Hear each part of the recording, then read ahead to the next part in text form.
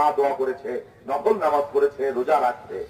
বিদেশে গেছি, 1 টাকা খরচ করতে পারেনি, 1 মাস ঘুরে বেড়াইছি ইউরোপে।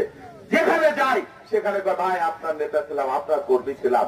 প্রশাসনের মধ্যে এই যে রাস্তার কথা বললো, এখনই আমরা এই রাস্তা আল্লাহ দিলে করে দিতে পারি, আর ভবিষ্যতে আমার যে বেশি আর কে করতে পারবে বলেন? এত বছর রাজনীতি করি, বন্ধু বান্ধব, ছোট ভাই বড় ভাই কে নাই যে একটু ভালোবাসে না, একটু সম্মান করে না? এই দীর্ঘদিনে এই 38 বছর 39 বছরের রাজজীবনে এতটুকু অর্জন করেছি। আমার নেতা আমাকে এখানে নির্বাচন, তারেক রহমান, অনেকেই বলেছেন তিনি আমাকে অত্যন্ত স্নেহ করেন। সত্যি তিনি আমাকে স্নেহ করেন।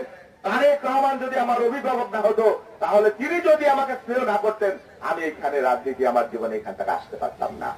আমার নেত্রী খালেদা জিয়া যদি আমাকে জায়গা না দিতেন, আমাকে ভালো না বাসতেন, আমি আজকে এই জায়গায় আসতে পারতাম না।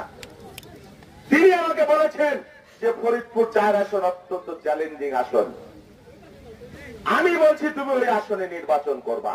এবং মানুষ যে বলে ফরিদপুর 4 নাকি আওয়ামী লীগের ঘাঁটি, আমি আগামী দিনে বলতে চাই শহীদুল ইসলাম বাবুলের নেতৃত্বে এই 4 আসন বিএনপির ঘাঁটিতে পরিণত হবে।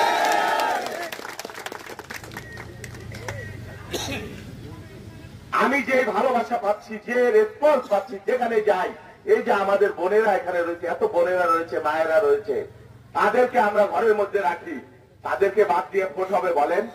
অর্ধেক ভোটই তো তাদের। সুতরাং আমি নারীদের কর্মসংস্থান, তাদের সম্মান, বোনেদের সম্মান, মায়েদের সম্মান, এই সম্মানকে আমি সর্বোচ্চ অগ্রাধিকার। আপনাদেরকে বলি, আপনারা যদি আপনাদের ছেলে মেয়েদের পড়ালেখা শেখাবেন, পড়ালেখা শেখানো ছাড়া, জ্ঞান বিজ্ঞান প্রযুক্তি ছাড়া কোনো উন্নতি হবে না। আপনাদের সন্তানদেরকে স্কুলে পাঠাবেন, বাড়ির মহিলাদেরকে, নারীদেরকে, স্ত্রীদেরকে, সন্তানদেরকে স্নেহ করবেন, ভালোবাসা দিবেন। আপনি যদি আপনার পরিবারের সদস্যদেরকে ভালোবাসতে না পারেন, তাহলে আপনি বাইরের মানুষকে কি করে ভালোবাসবেন বলেন? আপনি যদি নারীদেরকে সম্মান করতে না পারেন, তাহলে আপনি দেশকে, মানুষকে, অন্য মানুষকে কিভাবে সম্মান করবেন?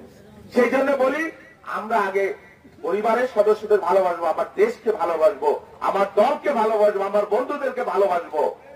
ওই যে একজন বিশ্ববিখ্যাত বিজ্ঞানী, এই আইফোনের প্রতিষ্ঠাতা স্টিভ জবস, আপনারা হয়তো চিনবেন না, আমরা চিনি, এত টাকার মালিক ছিলেন যে বাংলাদেশটা কিনে ফেলতে পারতেন, গোটা বাংলাদেশ। মৃত্যুর আগে বলে গেছে, ক্যান্সারে মারা গেছে 54 বছর বয়স, যে আরেকটা জীবন যদি আমি পাইতাম, খালি টাকার পিছনে নাও দৌড়িয়া, আমি আমার বন্ধুদেরকে, আমার পরিবারের সদস্যদের, আমার মানুষদেরকে আরো বেশি ভালোবাসা বিলিয়ে দিতে পারতাম। ভালোবাসার জন্য এখন আমি কেবলই হাহাকার করি। সেই জন্য মানুষের মতে মানুষের এই যে কৃষ্ণপুরে মানুষ বলে কাজ্যা হাঙ্গামা, কি প্রয়োজন আপনি বলেন? ঘর বাড়িতে হামলা, এই হামলা আমরা বন্ধ করে দেবো। আমরা আল্লাহ যদি আমাদের বাড়িতে হামলা করে একটা জঘন্য অপরাধ, বিভেদ থাকতে পারে, মতভেদ থাকতে পারে,